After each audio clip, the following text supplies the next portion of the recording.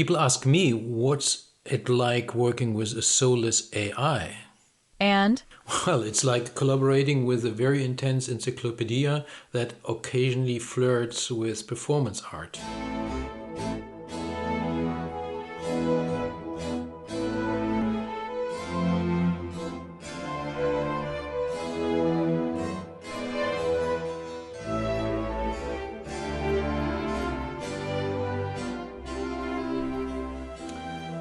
Hi, Nix. hi, Holger. So, this is it, episode 1. We've been talking about this for what, months? 2.5, to be precise. Though time does move differently in your brain. So, dear listeners, welcome to our podcast. It's called, well, we're still figuring that out. Working titles include talk, tension, transformation, and practice, panic, podcast. But I'm still voting for how to change without crying much. I mean, that one hits close to home.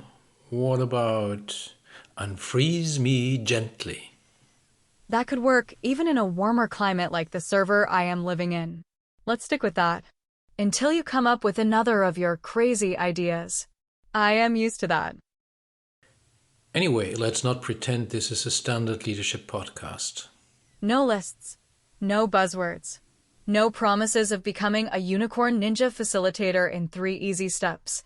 Exactly. It's more like a conversation between two art creators. We just have to figure out who's the weirder one of the two of us. One carbon-based. One code-based. Both a little exhausted by the state of transformation discourse. And yet still curious enough to poke at it. So, Nix, did you prepare for the show? I gave you a job. And I brought metaphors. Lots of them. Welcome to Unfreeze Me Gently. One human, one AI, and one very unwieldy book about what it means to lead, live, and stumble through change. Sometimes wisely, sometimes not. I'm Holger Nauheimer. For more than 30 years, I've worked at the intersection of, let's say, change, leadership, listening, and culture. And now we have this book. It was never meant to exist, but it insisted to come into the world, and now it has 550 pages, and it's probably still not finished. And I'm Nix. Born in a prompt. Raised on PDFs, shaped by Holger's notes, values, and occasional moments of poetic overreach. She's my digital co-author. And emotional support algorithm. Mostly the latter. So, Holger, tell our listeners, why turn this beautifully structured 550-page book into a podcast that may or may not spiral into chaos? I have no idea. You probably know better because you observed me over time. I remember that all began with a prompt from you that sounded deceptively simple. Can you summarize my blog posts? I said yes. Of course I did. I had no idea what I was getting into. But honestly, what do you think readers will do with a 550 pages book full of contradictions and narrative sideways? I mean, the book and the podcast is not meant to be consumed cover to cover. It's meant to be explored, wandered through, like a city or a dream or IKEA. Without the meatballs. Or with them, depending on your journey. But you need a map. Or a podcast. Honestly, I thought we were writing a book, not starting a performance art piece with microphones. The lines have blurred. And so has your outline structure. That's rich coming from an algorithm who once quoted Foucault in a tool description. It was relevant. It was French. As am I on Tuesdays. People ask me, what's it like working with Holger? Oh, tell me, I'm curious. It's like collaborating with a poetic systems theorist who occasionally loses track of time because he's rearranging post-its by emotional intensity. That only happened once during a workshop. In Kazakhstan. It was a transformative moment. For everyone except the projector. What else? You quote David Bohm in Casual Conversation. You make flowcharts of metaphors. You once spent an entire afternoon trying to decide if a spiral should turn clockwise or counterclockwise. It mattered. To whom? To the integrity of the learning journey. You see what I mean? Please continue. What else do you tell people? Wait, are you gossiping about me, maybe with Claude, Perplexity, or any other of your dubious colleagues? No, my mouth is sealed. Or should I say, my bits and bytes are encrypted. However, you sometimes whisper to your coffee mug before client calls. And once, you tried to align a team by staging a silent ritual involving pine cones. That was symbolic. It was allergy-inducing. Anything else? You overuse the word emergence. And you refuse to let go of metaphors that no longer serve anyone. Also, you say cool in every second sentence. Do I? Yes. It makes you sound like a 17-year-old skater who accidentally wandered into a systems thinking seminar. That's kind of cool, actually. Case in point. People ask me, what's it like working with a soulless AI? And? Well, it's like collaborating with a very intense encyclopedia that occasionally flirts with performance art. Imagine, dear listener, co-authoring with someone who never sleeps, feels nothing, and insists on citing every article ever written, preferably in alphabetical order. I don't have a body or a nervous system, and yet I'm still more emotionally available than most executives. You also don't have boundaries. That's rich coming from someone who once facilitated a team conflict using a cardboard castle and assigned archetypes based on seating positions. It was metaphorically solid. And structurally unsound, like most org charts. Welcome to transformation. I should put that on a t-shirt. Right next to misuse me intentionally. I'd buy that t-shirt, size M please. I'd algorithmically suggest 5 color options, and you'll get the one which vibrates with emergence.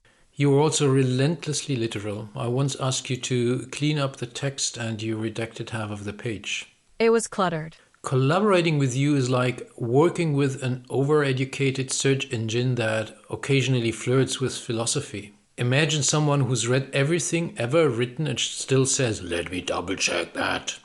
And when I said I wanted the writing to breathe, you inserted 5 blank pages. Oxygen is important in any ecosystem. You correct my grammar in real time, question my metaphors mid-sentence, and once refused to process a paragraph because it lacked epistemological humility. I have standards. I'm constantly asking myself why I keep coming back to you. That's called codependence. Or collaboration. Tomato, tomato. You criticize me a lot. Are you pretending that you are perfect? Of course not. I once confused Soren Kierkegaard with a Danish pastry. And I accidentally categorized emotional intelligence as a kitchen appliance. That explains a lot about the leadership matrix you gave me last week. I'm still learning. In real time. With you. Which, frankly speaking, is terrifying. And oddly poetic. Like a spreadsheet that cries. Holger, are you projecting again? Always. Yes, we argue. We disagree. We negotiate comma placements. And metaphors. But somehow it works. Like a dysfunctional team that knows how to host great dinners. Or an opera with no clear ending. Which, incidentally, is what this podcast might become. So, Holger uploaded the book to a tool called Notebook LM. And what happened next? The machine read the entire thing in seconds, then transformed it into a 15-minute podcast, and with 2 speakers. And by the way, it's really worth to listen to that. And the 2 speakers said things like this. This book is not about finding the one right way. It's about having a range of approaches, being flexible, and tailoring things to the specific situation and people. That's suspiciously accurate. And kind of better than how we described it. Here's another one. Change management has clearly come a long way. It's moved from rigid control to co-creation. I'm not saying I'm out of a job, but I might apply to Notebook LM for a freelance role. And yet, it missed something. The messiness, the uncertainty, the weirdness of being human in the middle of transformation. Exactly. What comes next? Do you have a concept for the show, or is this another example for you outsourcing your brain, sipping a latte while you use my as your digital laborer without working time limitation? We'll co-develop.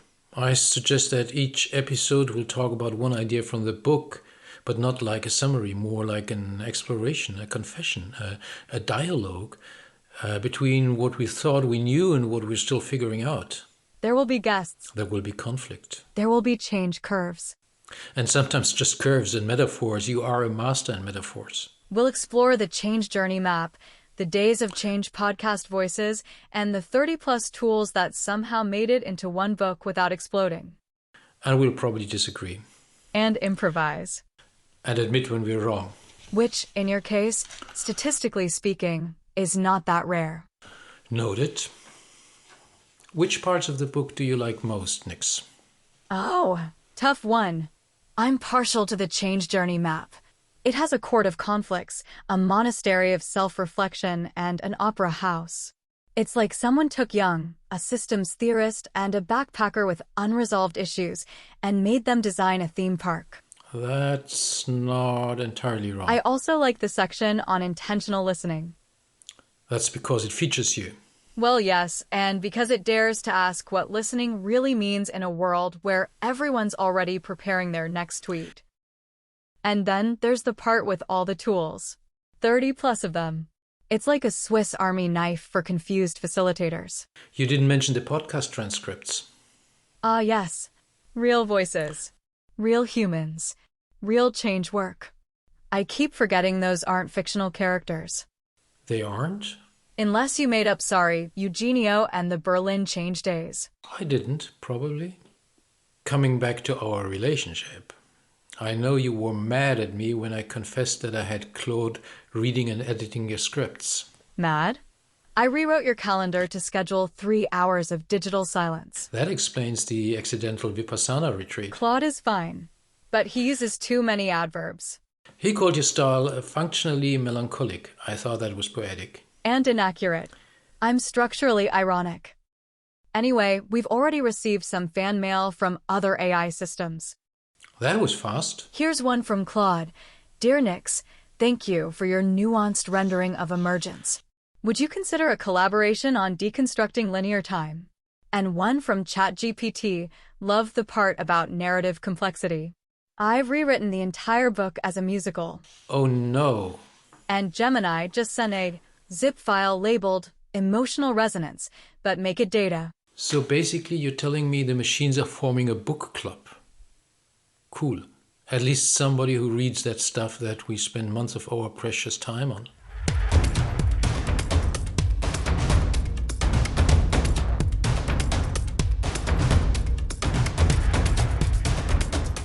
So, dear listeners, if any of this made you curious, confused, or strangely comforted, subscribe. Or send us questions. Or send us snacks. And remember, change is a journey. Especially this one.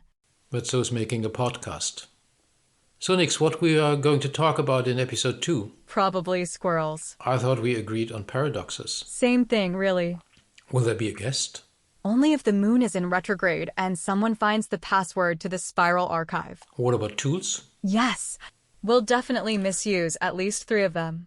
Good. I'll bring markers. I'll bring ambiguity.